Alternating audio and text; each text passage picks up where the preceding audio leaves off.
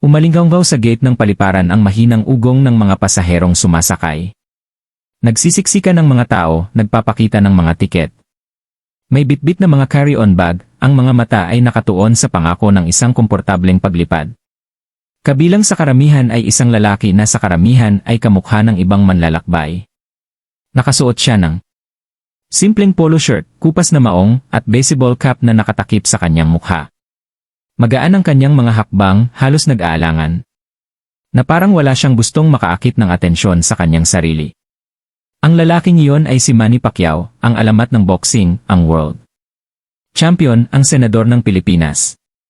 Ngunit sa sandaling ito, walang kumikislap na kamera, walang naghihiyawan. Nakaramihan, walang maingay na arena. Si Manny lang ang naroon, tahimik na hawak ang kanyang boarding pass, at nakapila tulad ng iba. Habang papalapit siya sa gate, sinulyapan ng flight attendant ang kanyang tiket, at pagkatapos ay sa kanya. Isang maikling ngisi ang sumilay sa kanyang mga labi. Sir, matalas niyang sabi, ang tiket na ito ay nakalagay na first class. Sigurado ka bang sayo ito? Hindi komportable ang mga pasahero sa likuran niya, ramdam ang lambot sa kanyang tono. Tumango lang si Manny, kalmado ang kanyang mukha, mabait ang mga mata. Opo, ginang, malumanay niyang sagot. Pero hindi kumbinsido ang attendant. Inihilig niya ang kanyang ulo, pinagmasdan siya mula ulo hanggang paa. May pamantayan ng first class. Sa tingin ko ay may pagkakamali. Tumabi po kayo. Aayusin namin ito. Sapat ang lakas ng kanyang boses para marinig ng iba pang malapit. May ilang negosyanteng naka-tailored suit na sumulyap, natuwa. Bumulong ang isa. Hindi siya mukhang first class material. Tumawa naman ang isa. Siguro pinalad siyang makakuha ng upgrade. Hindi tumutol si Manny. Hindi niya ibinahagi ang kanyang pangalan o humingi ng pagkilala.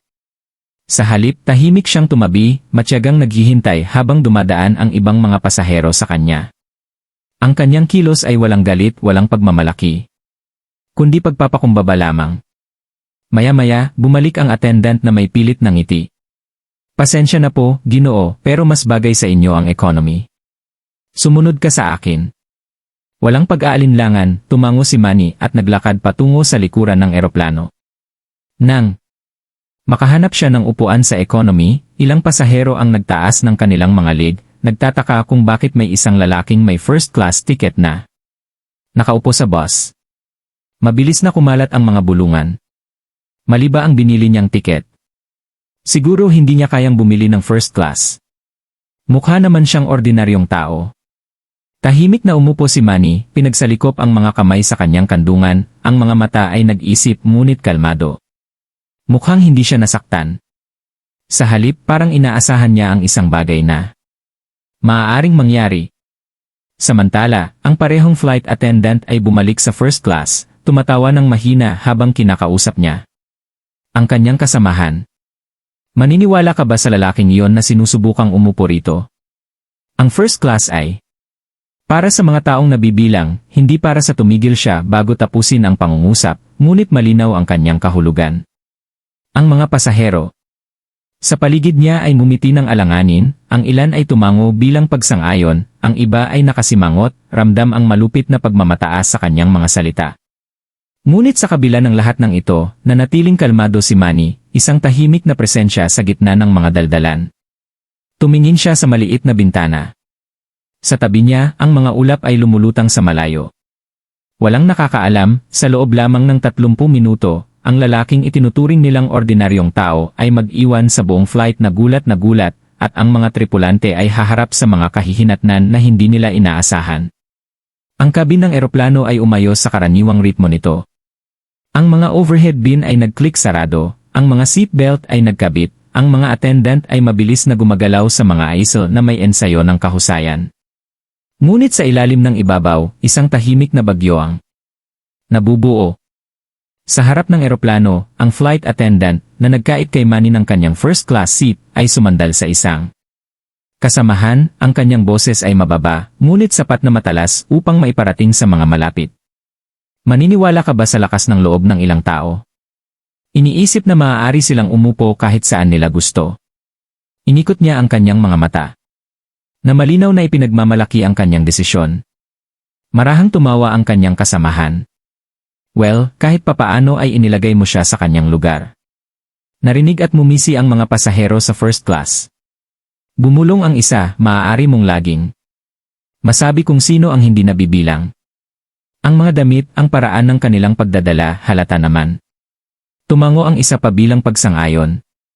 Humigop ng alak bago pa man umalis ang eroplano. Samantala, pabalik sa economy, tahimik na umupo si Manny. Inayos niya ang kanyang seatbelt at mumiti ng bahagya sa matandang babaeng nakaupo sa tabi niya. Magalang na ginantihan ito ng babae, ngunit maging siya ay mukhang naguguluhan, sumusulyap sa ticket stub nito, sumisilip sa kanyang bulsa. Sa kabilang pasilyo, isang binatilyong lalaki ang humila sa manggas ng kanyang ina. Nay, si Manny Pacquiao po yan. Natuwa ang kanyang boses, ngunit mahina. Kumunot ang noo ng kanyang ina, hindi nakilala ang pangalan. Sino? Ang boksinggero. Ang kampiyon. Tingnan mo. Sinimulan ng bata na kunin ang kanyang telepono. Ngunit naagaw ng kanyang pansin si Manny at marahang umiling. Ang kanyang ulo ay nagbigay ng isang mabait na ngiti na parang sinasabing, ayos lang. Hindi na yon. Nanlaki ang mga mata ng bata sa paggalang, at tahimik siyang umupo, bagamat lalo lamang lumakas ang kanyang paghanga. Lumipas ang mga minuto, at nagsimulang maghain ng inumin ang mga attendant. Nang magalang na humingi ng tubig si Manny, lumapit ang attendant na may halatang iritasyon. Inilagay niya ang tasa sa harap niya ng may buntong hininga, bahagya na sumusulyap sa kanya. Sige, huwag mong itapon. Nasasaktan ang mga nakarinig sa mga salita. Isang lalaki ilang hanay ang layo ang bumulong, iyan. Hindi yan ang paraan para makipag-usap sa pasahero. Ngunit umalis ang attendant ng walang pag-aalinlangan, ang kanyang mga sapatos ay malakas na tumatama sa sahig ng aisle. Nagsimulang kumalat ang mga bulungan sa kabin. Ang ilang mga pasahero ay tumawa, nakisali sa pangungutya. Ang iba ay nakasimangot. Hindi komportable sa kung paano nagaganap ang sitwasyon. Gayunpaman, walang nakialam. Sa kabila ng lahat, nanatiling kalmado si Manny. Hawak niya ang plastik na tasa, ang kanyang titig ay matatag, ang kanyang tindig ay relax. Walang bakas ng galit sa kanyang mga mata, tanging isang tahimik na lakas na tila lumalaki sa bawat insulto. Para sa mga tumingin ng malapitan, halos nakakabahala ito. Ang paraan ng pagtanggap niya sa kahihiyan ng walang reklamo, ang paraan ng pagpili niya ng katahimikan kaysa sa komprontasyon. Para bang may alam siyang hindi alam ng iba. Para bang naghihintay siya. Ang flight attendant. Napalakas ang loob dahil sa kawalan ng pagtutol, ay nagpatuloy sa kanyang mga bulong. Alam kong hindi siya nabibilang. May mga taong gusto siya. Iniisip nila na ang pera o swerte ay makakabili sa kanila ng klase. Ngunit ipinapakita, hindi ba? Kung sino ang tunay na first class at sino ang hindi. Tumango ang kasamahan niya, pareho silang humahagalpak ng tawa. Ngunit habang nagtatawanan sila, isang negosyanteng nakasuot ng maayos na navy suit na nakaupo isang hilera lang ang layo kay Manny ay hindi maiwasang lumingon. Pinagmasdan niya ang lalaking madaling pinaalis, napansin ang kalmado nitong mga mata, ang tahimik na dignidad sa kilos nito. May kakaiba sa kanya. Lumapit papalapit sa katabi niya, bumulong ang negosyante, sa palagay ko ay hindi ang lalaking iyon ang iniisip nila. At sa sandaling iyon, tumindi ang tensyon sa paligid. Naramdaman ito ng mga manunood ng mga pasahero. At ng mga manunood ng mismong kwentong ito. May magbabago. Hindi ordinaryong pasahero si Manny Pacquiao. At sa lalong madaling panahon, malalaman ng lahat ng NASA flight na yon kung sino talaga siya. Kumislap ang karatula ng seatbelt. At ang eroplano ay umayos sa maayos na ritmo ng paglipad. Naupo ang mga pasahero na may mga libro, headphone, at paminsan-minsang magalang na daldalan. Sa economy, sumandal si Manny Pacquiao sa kanyang upuan, ang mga kamay ay marahang nakatiklop sa kanyang kandungan na parang nagpapasalamat lamang siya na nasa biyahe na. Ang negosyanteng nakaupo, isang hilera sa unahan niya, ay patuloy na sumusulyap, ang kuryosidad ay nakaukit sa kanyang mukha. Sa wakas, lumingon siya, nagbigay ng isang magalang na ngiti. Mukhang kalmado ka na iniisip kung ano ang nangyari sa gate. Gumanti ng mainit na ngiti si Manny. Hindi mo kailangang magalit. Mas madali ang buhay kapag may kapayapaan sa iyong puso. Tinaasan ng lalaki ang isang kilay. Ang kanyang tinig ay humina at naging bulong. Ngunit pinahiya ka niya. Karamihan sa mga tao ay gagawa ng eksena. Bakit hindi mo ginawa? Bahagyang nagkibit balikat si Manny. Mas mahalaga ang respeto kaysa sa pagmamalaki. Kung magwawala ako, mawawala ang pareho. Ngunit kung mananatili akong kalmado, baka may maituro ako ng hindi masyadong nagsasalita. Pinagmasdan siya ng negosyante ng ilang sandali, lumalalim ang kanyang hinala. Mayroong pamilyar sa boses na yon, ang kahinahunan na yon. Noon lamang, isang maliit na boses ang narinig mula sa kabilang pasilyo. Ito na naman ang binatilyo na hindi napigilan. Ginoo, ikaw ba si Manny Pacquiao? Ang kanyang mga mata ay nagmingming sa pananabik, ang kanyang telepono ay kalahating nakatago sa kanyang mga kamay. Ilang pasahero ang natuwa sa pangalan. Ang ilan ay kumunot ang noo, ang iba ay humagikik ng may pagwawalang bahala. Narinig ito ng attendant kaya umikot ang kanyang mga mata. Naku, pakiusap, bulong niya ng mahina. Hindi upo si Manny Pacquiao dito sa economy. Marahang humagikik si Manny, itinaas ang isang daliri sa kanyang mga labi. Tayo na lang sana yan, okay? Kumindat siya sa bata, na halos sumabog sa tuwa, ngunit sabik na tumango, tinatakan ang sikreto na parang isang mapagkakatiwalaang kaibigan. Lumapit ang ina ng bata. Tumigas ang kuryosidad. Pacquiao, ang ibig mo bang sabihin ay ang boksingero? Ikaw ba talaga yan? Ikiniling ni Manny ang kanyang ulo, mapagkumbaba pa rin. Mahalaga ba? Kung sino ako? Isa lang akong pasahero ngayon. Mukhang nahihiya ang ina, hindi alam kung paano sasagot, ngunit ang init sa tono ni Manny ay nagpakalma sa kanya. Di nagtagal, nagsimulang umikot ang usapan sa mga hanay sa paligid niya. Tinanong ng mga tao kung saan siya patungo, kung ano ang nagdala sa kanya sa flight na ito, kung paano niya hinarap ang ganitong bastos na pagtrato kanina. Sumagot si Manny ng simple at maalalahanin. Uwi ako para makita ang pamilya ko, mahina niyang sabi. Pamilya ang laging inuuna. Ano ang naisip mo tungkol sa kung paano ka tinatrato ng attendant? Tanong ng isang tao. Tumigil si Manny, ang kanyang mga mata ay nag-isip. Minsan ang mga tao ay humahatol batay sa kanilang nakikita. Mga damit, hitsura, maging ang upuan sa eroplano. Ngunit ang hindi nila nakikita ay ang kwento sa likod ng isang tao. Lahat ay may mga paghihirap. Lahat ay may mga tagumpay. Hindi ko siya ikinalulungkot. Marahil ay nahihirapan lang siya sa araw na yon. Ang negosyanteng unang nakausap ni Manny ay lumapit pa, ngayon ay sigurado na siyang nakilala niya ang lalaki sa harap niya. Nagsasalita ka na parang isang taong dumaan sa hirap. Ano ang sasabihin mo sa isang taong pakiramdam ay hindi pinapansin? O hindi iginagalang? Lumambot ang mga mata ni Manny.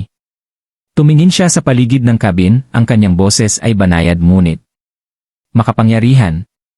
Sasabihin ko ito sa kanila. Igalang mo muna ang iyong sarili. Huwag mong hayaang ang iba ang magdesisyon sa iyong halaga.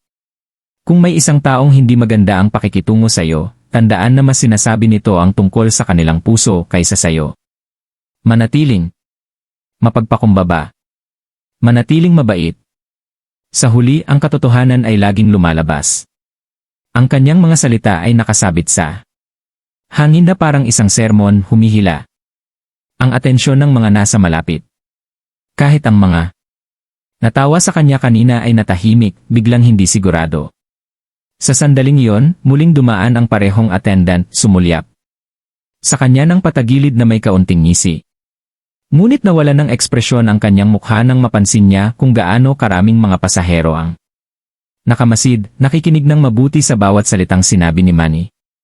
May kung anong nagbago sa kanyang mood. Ang binatilyo, hindi mapigilan ang kanyang paghanga, ay bumulong. Kung ako sa'yo, Ginoo. Sinigawan ko na agad siya. Hindi ka ba nagagalit? Umiti ng marahan si Manny. Ano?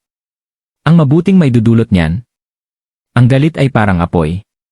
Mas sinusunog nito ang nagdadala nito kaysa sa taong tinutugunan nito. Minsan, ang pasensya ang pinakamalakas na sagot. Ang kanyang mga salita ay bumagsak ng mabigat. Tumatatak at mas malalim kaysa sa kanyang nilayon. Maging ang negosyante ay natagpuan ang kanyang sarili na dahan-dahang tumatango, pinagninilayan ang kanyang sariling buhay.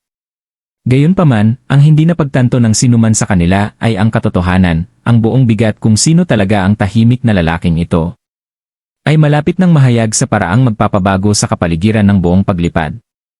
Ang pasensya at kabaitan na ipinakita ni Manny ay hindi mga palatandaan ng kahinaan. Ito ay mga palatandaan ng napakalaking lakas. At di nagtagal, lahat ng nakasakay ay haharap sa katotohanang iyon. Lumipad ang eroplano sa ibabaw ng mga ulap, ang ugong ng mga makina, isang mahinahon at matatag na kapaligiran sa tahimik na mga pag-uusap na nagsimulang umikot. Ang mga pasahero ni Manny na sa una ay itinuturing lamang siyang isa pang manlalakbay ay ngayon ay yumuko, mausisa tungkol sa kalmado at matalinong lalaki sa economy cabin. Tumingin sandali si Manny sa labas ng maliit na oval na bintana, ang langit ay umaabot nang walang katapusan. Huminga siya ng malalim pagkatapos ay bumalik sa negosyante at ang binatilyong lalaki na nanatiling malapit. Alam mo, nagsimula siyang mahina. Hindi laging madali ang buhay para sa akin. Nagtaas ng kilay ang negosyante na intriga. Talaga? Sa palagay ko. Tumigil siya, naghahanap ng mga tamang salita. Ang isang taong tulad mo ay ibibigay ang lahat sa kanila.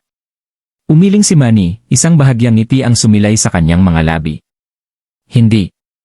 Walang naibigay sa akin. Lumaki ako sa isang maliit at mahirap na kapitbahayan sa Pilipinas. Ang aking pamilya ay napakakaunti. Karamihan sa mga araw, hindi namin alam kung saan manggagaling ang susunod na kakainin.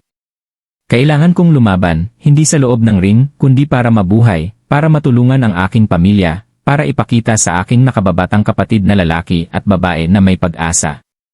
Nalalaki ang mga mata ng binatilyong lalaki, hawak ang kanyang telepono na parang takot na makaligtaan ang isang salita. Kaya lagi kayong nag-aaway? Tanong niya. Araw-araw, malumanay na sagot ni Manny. Minsan sa paaralan, minsan sa mga lansangan, minsan sa buhay lang. Ang kahirapan ay nagtuturo sa iyo ng mga bagay na hindi kayang gawin ng iba. Nagtuturo ito ng pasensya, katatagan at pagpapakumbaba. Nagtuturo ito sa iyo na makita ang mga tao. Hindi kung ano ang mayroon sila, hindi kung ano ang kanilang suot, kundi kung sino sila. Sumandalang negosyante, ngayon ay nakikita si Manny sa isang bagong pananaw. At ang boxing. Iyon ba ang iyong pagtakas? Tumango si Manny. Ang boxing ay nagbigay sa akin ng paraan para bumangon. Ngunit hindi ito madali. Nagsanay ako bago sumikat ang araw, nagtrabaho ng iba't ibang trabaho sa hapon, at tinutulungan ang aking pamilya sa gabi. Tatawanan ako ng mga tao, sasabihin sa akin na hindi ako makakarating, na hindi ako nabibilang sa isang mundo ng mga kampiyon. Ngunit nagpatuloy ako. Naniniwala ako na ang pagsusumikap, kabaitan, at paggalang ay maaaring maghatid sa akin ng higit pa kaysa sa galit o kayabangan. Tahimik na ang loob ng kabin ngayon. Ang mahinang bulungan ng eroplano ay unti-unting nawawala. Maging ang mga dumadaang attendant ay tila bumagal, nahuhuli ang mga bahagi ng kanyang kwento. Ang boses ni Manny ay lalong humina, halos parang pag-amin. Hindi mabilang na beses na akong tinatrato ng hindi patas. Pinagdudahan ako ng mga tao, ininsulto ako, at kung minsan ay sinubukan nilang pahiyain ako. Ngunit may natutunan akong mahalaga. Ang kanilang mga salita ay hindi kayang tukuyin ako. Tanging ang aking mga kilos lamang ang makakagawa. Tanging ang aking puso lamang ang makakagawa. Ang ina ng bata na nakaupo sa malapit ay yumuko. Paharap. Kaya, hindi mo ba hinahayaang maabala ka nito? Bahagya ng umiti si Manny. Siyempre, nababagabag ka nito sa una. Kahit sino ay masasaktan, ngunit ang sakit ay maaaring magturo sa iyo ng mga aral. Ang pagtitiis, pagpapakumbaba. Habag, ang mga iyon ay mas malakas kaysa sa anumang galit. Lumingon siya sa paligid ng cabin. Nakikipag-eye contact sa ilang pasahero na tahimik na nakikinig. Ikinukwento ko ito hindi para magyabang. Ikinukwento ko ito para maunawaan mo na ang sinumang makilala mo ay may kwentong hindi mo alam. Maaaring makakita ka ng isang taong nahihirapan, isang taong tila ordinaryo, isang taong sa tingin mo ay hindi kabilang, ngunit ang kanilang paglalakbay ay kanila, at ang kanilang halaga ay hindi masusukat sa isang sandali, isang sulyap, o isang upuan lamang. Yumuko ang negosyante. Na-inspire. Makapangyarihan yan. Karamihan sa mga tao ay malamang na sumigaw na sa attendant na yon. Ngayon, marahang tumawa si Manny. Karamihan sa mga tao ay ganoon, ngunit natutunan ko na. Ang lakas ay hindi laging malakas. Minsan ito ay tahimik. Minsan ito ay hindi nakikita hanggang sa dumating ang tamang sandali. Ang mga mata ng binatilyo ay kuminang sa paghanga. Sana ay maging katulad ko rin balang araw. Kaya mo, sabi ni Manny habang nakangiti. Hindi ito tungkol sa pakikipaglaban sa ring.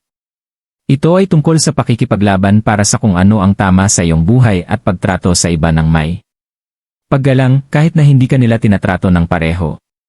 Sa sandaling iyon, ang eroplano ay higit pa sa isang paraan ng paglalakbay.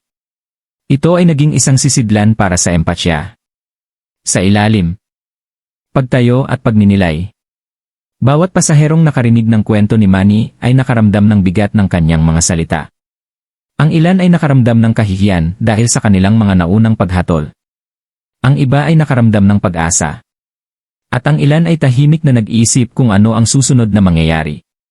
Hindi nila alam ang sandali upang masaksihan ang kanyang tunay na lakas, ang siyang yayanig sa buong biyahe, ay ilang minuto na lamang ang layo. Ang mga bulungan ng mga pasahero ay pumuno sa kabin habang ang kwento ni Manny ay tumatak sa kanilang mga puso. Ang mga matang dating sumusulyap ng may pagwawalang bahala ay ngayon ay tumingin ng may kuryosidad, maging pagkamangha. Ngunit ang tunay na punto ng pagbabago ay darating pa. Habang papalapit na ang biyahe sa pinakamataas na antas, magalang na tinanong ni Manny ang flight attendant, maaari ko bang itanong kung ano ang nangyayari ngayon? Ang kanyang tono ay kalmado, banayad at walang akusasyon. Kumurap ang attendant na bigla. Anong ibig mong sabihin? Maingat niyang sabi, ang kanyang boses ay medyo nagtatanggol. Napansin ko kanina, mahinang sabi ni Manny. May tensyon sa pagsakay. Gusto ko lang maintindihan. Lahat ay may kanya-kanyang kwento. Isang katahimikan ang bumalot sa mga kalapit na hanay. Yumuko ang mga pasahero, naramdaman ang bigat ng sandaling iyon. Nalalaki ang mga mata ng binatilyong lalaki, lumalaki ang paghanga niya sa bawat segundo. Nag-atubili ang katulong, saka bumuntong hininga at yumuyuko ang postura. Mahirap ang linggong ito. May sakit ang tatay ko. Doble ang shift ko sa trabaho. Hindi ko sinasadya. Basag ang boses niya. Tumingin siya sa mga kamay niya. Nadismaya ako at ibinuhos ko na ang lahat. Aba, lahat pati ikaw. Tahimik na tumango si Manny, nakikinig ng mabuti. Mukhang marami kang dala, sabi niya. Hindi naman iyon dahilan para maging bastos, pero iyon ang dahilan. Nagbulungan ang mga pasahero, ang ilan ay nagulat sa biglaang kahinaan. Maging ang negosyante, na kanina ay nagdududa, ay sumandal sa pagmumuni-muni. Sinuyod ni Manny ang buong kabin. Alam ba ng iba rito? Tanong niya, sabay lingon sa mga pasaherong malapit. Umiling ang ilan. Mahina siyang umiti, na parang may pinag-iisipan, tahimik sa isip. Pagkatapos, tumayo siya at hinarap ang mga flight attendant. Sa tingin ko, mahalagang malaman ng lahat na hindi siya tamad. Hindi siya bastos. May mga personal na pasanin siyang dinadala na hindi maisip ng karamihan sa atin. Gayunpaman, ginagawa pa rin niya ang kanyang trabaho. Nagtatrabaho siya ng husto, sa ilalim ng pressure, sa ilalim ng stress, tulad ng lahat ng may responsibilidad sa iba. Sumunod ang isang nakakagulat na katahimikan. Nagsimulang magbago ang pananaw ng pasahero sa sitwasyon. Umalinggaw ang mga bulong ng pakikiramay sa pasilyo. Tiningnan ng ilang pasahero ang attendant ng may bagong respeto.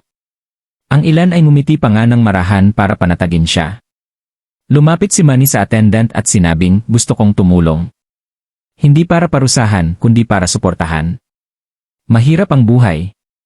Mas mahirap kapag may mga taong nanghuhusga nang hindi alam ang buong kwento. Nanlaki ang mga mata ng attendant.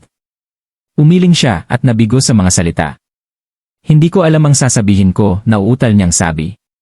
Hindi mo na kailangang magsalita pa, sagot ni Manny. Alamin mo lang na ang habag at pag-unawa ay higit pa sa kaya ng galit.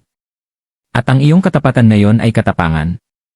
Nagsimulang tumango at bumulong ng pagsang-ayon ang mga pasahero. Ang ilan na nagdududa noon ay tahimik na naantig ngayon.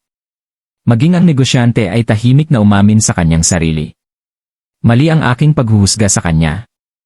Lahat kami ay nagkamali. Ang binatilyong lalaki, na hindi mapigilan ang sarili, ay bumulong, "Sir, napakagaling mo. Hindi ka lumaban. Hindi ka sumigaw, ngunit ipinakita mo pa rin sa lahat ang katotohanan." Ngumiti si Manny, habang inilalagay ang isang nakakapagpakalmang kamay sa balikat ng attendant.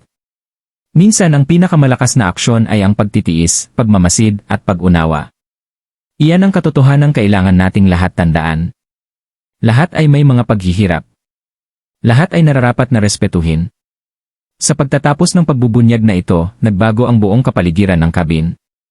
Kung saan may tensyon, mayroon na ngayong respeto.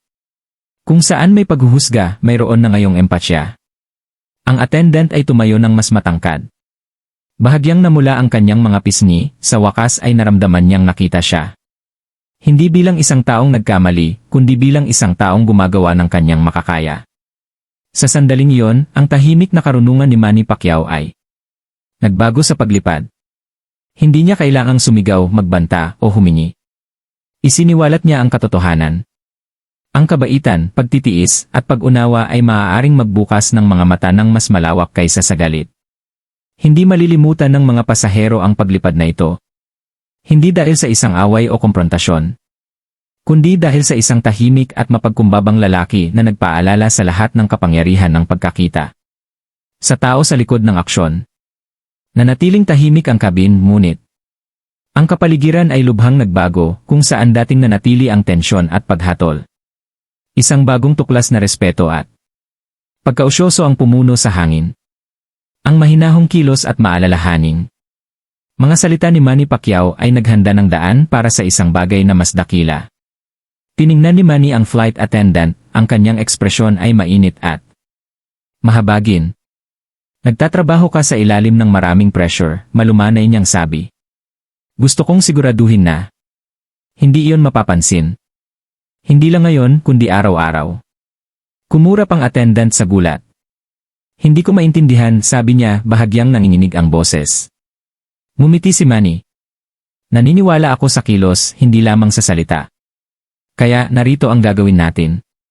Humarap siya sa flight manager na nagmamasid. Tahimik na binabasa ang sitwasyon. Karapat-dapat siyang kilalanin para sa kanyang pagsusumikap, dedikasyon, at katapatan.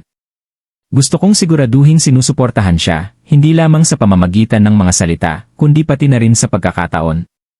Nagbulungan ang mga pasahero, nagtataka. Tumango ang ilan bilang pagsang-ayon. Ang iba naman ay bumulong ng kanilang paghanga. Maging ang nagdududang negosyante ay nakayuko, halatang humangasa. Kapakumbabaan at mapagpasyang kabaitan ni Manny. Direktang kinausap ni Manny ang flight attendant. "Higit pa sa trabaho mo ang ginagawa mo. Nagpapakita ka ng katatagan, lakas ng loob, at integridad. Mas mahalaga yon kaysa sa masusukat ng sinuman. Kaya, nakausap ko na ang airline. Sisiguraduhin nilang makakatanggap ka ng wastong pagkilala para sa iyong mga pagsisikap at karagdagang suporta upang mapadali ang iyong trabaho." Nanlaki ang kanyang mga mata, tumutulo ang luha. "Hindi ko alam kung ano ang sasabihin," bulong niya na labis na nadarama. "Hindi mo na kailangang magsalita," malumanay na sagot ni Manny. "Patuloy ka lang na maging matatag at mabait na tao. At alamin na nakikita ka ng mga tao kahit na sa tingin mo ay walang nakakakita sa iyo." Ang iba pang mga flight attendant na tahimik na nagmamasid ay nagpalitan ng tingin. Ang ilan ay mukhang nahihiya na pagtanto na mali ang kanilang paghatol sa kanya. Isa sa kanila, isang senior attendant, ay humakbang paharap. "Dapat akong humingi ng tawad. Alam nating lahat kung gaano ka kasipag magtrabaho. Hindi ko napagtanto kung gaano ka nagmamalasakit." Ngumiti ang attendant kahit lumuluha. "Salamat. Malaki ang kahulugan niyan." Hindi doon tumigil si Manny. Humarap siya sa mga pasahero, kalmado ngunit mapang-utos ang kanyang boses. "Gusto kong maalala ng lahat ng nasa flight na ito ang sandaling ito. Ang kabaitan, At pag-unawa ay mas makapangyarihan kaysa sa galit o panghuhusga. Tratuhin ang isa't isa ng may respeto dahil hindi mo alam ang mga laban na kinakaharap ng isang tao. Nagsimula ang isang palakpakan. Mahina sa simula, pagkatapos ay lalong lumakas habang ipinahayag ng mga pasahero ang kanilang pagsang-ayon. Pumalakpak ang binatilyo. Nang masigla, ang mga mata ay nagniningning sa padhanga. Maging ang negosyante, na ngayon ay lubos na nagpapakumbaba, ay tumango bilang paggalang. Pagkatapos ay gumawa si Manny ng isang bagay na hindi inaasahan. Personal niyang binigyan ang attendant ng isang sulat ng pasasalamat na nagpapahayag ng kanyang pasasalamat para sa kanyang katapatan, dedikasyon, at katapangan. Ito ay isang maliit na tanda lamang, anya, ngunit may kasama itong paalala. Huwag maliitin ang sarili mong lakas at huwag pagdudahan ang pagkakaibang magagawa ng isang tao. Mahigpit na hinawakan ng flight attendant ang sulat habang umaagos ang luha sa kanyang mukha. Halos hindi siya makapagsalita, paulit-ulit na tumatango, bahagyang nanginginig ang kanyang mga kamay. Kumpleto na ang pagbabago, hindi lamang para sa kanya, kundi para sa buong cabin. Ang lugar na nagsimula sa tensyon, iritasyon, at paghatol ay naging isa sa empatya, pag-unawa, at inspirasyon. Ang mga pasaherong inaasahan lamang ang isang regular na paglipad na naantig ang mga puso, nagbago ang mga isip at nabuhay ang loob. Bumalik si Manny sa kanyang upuan, tahimik, pinagmamasdan ang cabin. Hindi niya kailangang lakasan ang kanyang boses o gumawa ng eksena. Ang kanyang lakas ay tahimik, may empatya, at nakapagpapabago. Ipinaalala niya sa lahat ng nasa flight na yon na ang tunay na kapangyarihan ay wala sa panginibabaw kundi sa habag, sa lubos na pagtingin sa iba at sa pagkilos nang may integridad. Sa sandaling iyon, pinatunayan ni Manny Pacquiao na ang isang taong may pasensya, pag-unawa, at tahimik na katapangan ay maaaring magpasiklab ng pagbabago na higit pa sa isang engkwentro. Ang ugong ng mga makina ay patuloy na patuloy, ngunit ang kapaligiran sa kabin ay ganap na nagbago. Ang nagsimula bilang tensyon, pagkadismaya, at hindi pagkakaunawaan ay napalitan na ngayon ng paggalang, paghanga, at pagninilay-nilay. Sumandal si Manny Pacquiao sa kanyang upuan. Isang kalmado ngunit kontentong ekspresyon sa kanyang mukha. Nagmasid, nakinig, at kumilos siya hindi nang may galit, kundi nang may empatya. Ang flight attendant ay nakaupo ilang hanay sa unahan, hawak pa rin ang sulat na ibinigay sa kanya ni Manny. Natuyo ang mga luha sa kanyang pisngi, napalitan ng isang maliit at mapagkumbabang ngiti. Sumulyat siya kay Manny, ang kanyang mga mata ay puno ng pasasalamat. Sa unang pagkakataon sa loob ng ilang araw, o marahil mga linggo, naramdaman niyang nakita at pinahahalagahan siya, hindi lamang bilang isang manggagawa kundi bilang isang tao. Sa paligid ng kabin, ang mga pasahero ay tahimik na nagbulungan sa isa't isa. Ang ilan ay nagbahagi ng kani-kanilang mga kwento, na pagtanto na sila rin ay masyadong mabilis na nanghusga. Ang ilan ay tumango lamang sa isa't isa, ng tahimik, sumasang-ayon na dadalhin nila ang aral na ito ng higit pa sa paglipad. Maging ang nagdududa na negosyante na kanina ay umirap sa nangyayaring sitwasyon, ngayon ay sumandal ng may nagninilay-nilay na ekspresyon, tahimik na kinikilala ang lalim ng karunungan ni Manny. Kinausap ni Manny ang kabin sa mahinahon at matatag na boses, tinitiyak na maririnig siya ng lahat. Gusto kong may maalala ang lahat ng nandito na mahalaga, panimula niya. Ang buhay ay puno ng mga hamon, pressure, at hindi inaasahang paghihirap. Kadalasan, ang mga taong nakakasalamuha natin ay may daladalang pasanin na hindi natin nakikita. Ang paghusga sa kanila sa isang iglap, dahil man sa kanilang pag-ugali, trabaho, o isang maliit na pagkakamali ay hindi lamang hindi patas, ninanakawan din tayo nito ng pangunawa, habag at koneksyon. Natahimik ang mga pasahero habang nakikinig sila. Yumuko ang binatilyong lalaki mula sa mga naunang hanay, pansamantalang nakalimutan ang kanyang telepono sa kanyang mga kamay. Ginoo, mahina niyang tanong. Kaya, tungkol ito sa pagtingin sa taong nasa likod ng aksyon. Ngumiti si Manny nang may pagmamahal. Eksakto. Bawat tao ay may kwento. Bawat pakikibaka ay totoo. At bawat kilos, mabuti man o masama, ay naimpluwensyahan ng mga pangyayaring maaaring hindi natin alam. Ang pinakamalakas at pinakamahalagang bagay na magagawa natin ay tumugon ng may empatya, hindi galit. Manindigan para sa respeto, kabaitan, at integridad kahit na hindi maaaring mangyari ang iba. Iyan ang uri ng lakas na nagtatagal. Ang attendant, sa wakas ay nakahanap ng kanyang boses, ay nagsalita ng mahina. Gusto ko lang magpasalamat sa iyo sa pagkita sa akin, sa pag-unawa sa akin. Hindi ko inaasahan na may makakapansin, lalo na ang magmamalasakit. Tumango si Manny. Hindi mo ako kailangang pasalamatan. Ang mahalaga ay patuloy mong ginagawa ang iyong ginagawa. Ngunit ngayon, sa kaalamang makikita ng mga tao ang iyong pagsisikap at ang iyong halaga, hayaan mong gabayan ka nito sa iyong mga aksyon at hayaan itong ipaalala sa iyo na kahit ang pinakamaliit na kilos ng katapatan, pagpapakumbaba o katapangan ay hindi kailanman nasasayang. Ang mga pasahero sa paligid ng kabin ay nagsimulang pumalakpak ng mahina pagkatapos ay mas malakas habang kumakalat ang palakpakan. Ang ilan ay tumayo. Nagbibigay ng mga salita ng paghihikayat sa flight attendant. Ang pakiramdam ng tensyon na pumuno sa eroplano habang sumasakay ay napalitan ng init, koneksyon, at isang kolektibong aral sa sangkatauhan. Sumandal si Manny, tahimik na nagmuni-muni. Hindi ito tungkol sa kapangyarihan o otoridad. Ito ay tungkol sa pag-unawa, pagmamasid, at paggawa ng makabuluhang aksyon. Isang simpleng kilos, isang nota ng pagkilala, at isang matyagang pag-uusap ang nagpabago sa isang buong paglipad. Iyan ang kapangyarihan ng empatya. Iyan ang kapangyarihan ng pakikinig. Iyan ang kapangyarihan ng pagtrato sa iba ng may dignidad, anuman ang sitwasyon. Bumulong ang binatilyong na-inspire sa kanyang ina, gusto kong maging katulad niya. Kalmado. Malakas at mabait kahit na ang iba ay hindi. Ngumiti siya sa kanya, napagtanto na ang mga aral na tulad nito ay hindi natutunan sa mga libro, kundi sa mga sandali ng tunay na koneksyon ng tao. Habang nagsisimulang bumaba ang eroplano, ang mga pasahero ay may daladalang higit pa sa kanilang mga bagahe. May dala silang kwento ng paggalang, pagpapakumbaba, at katapangan. Isang kwento na magbibigay inspirasyon sa kanila at marahil sa iba pa na kanilang makikilala. Ipinakita sa kanila ni Manny Pacquiao na ang tunay na lakas ay nasusukat hindi sa kung gaano kalakas ang iyong pakikipaglaban, kundi sa kung gaano kalalim ang iyong pagmamalasakit. Bago bumaba ng eroplano, sumulyap muna si Manny sa cabin.